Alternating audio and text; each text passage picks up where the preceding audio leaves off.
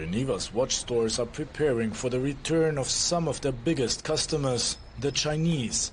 But Olivier Sbinden, who runs his own boutique, thinks it could take until summer for Far East sales to hit pre-pandemic levels. So this is a model, the Constellation, for example, that used to be very, very famous in China. Steel and gold, maybe some diamonds on the dial. Now, since to the end of 2019, we've had about 0 Chinese customers, and we are very happy and looking forward to seeing them again. The Swiss watch industry is booming. Last year, exports were above $26 billion for the first time, an increase of over 11% on 2021, and the trend's expected to continue this year.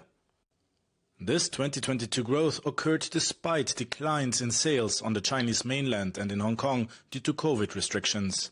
On the other hand, sales to the United States rose by more than a quarter, maintaining America's top place in the rankings.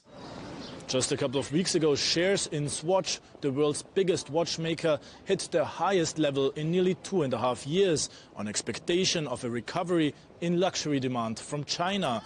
It also said that sales in China in January alone already exceeded levels seen the previous January. Good news for the Swiss watch industry, which is the country's third biggest export sector after chemicals and machinery, but not because of production volume. Instead, it's because of value.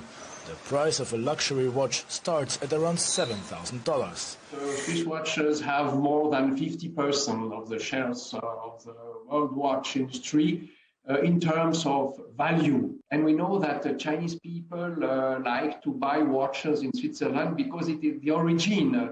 It's a kind of emotion to buy a Swiss watch in Switzerland. But even though sales are going up again, Swiss watchmakers are facing various challenges, from rising costs for energy and raw materials to difficulties in recruiting. Like many other sectors, the watch industry may need more time to deal with demand in the coming months.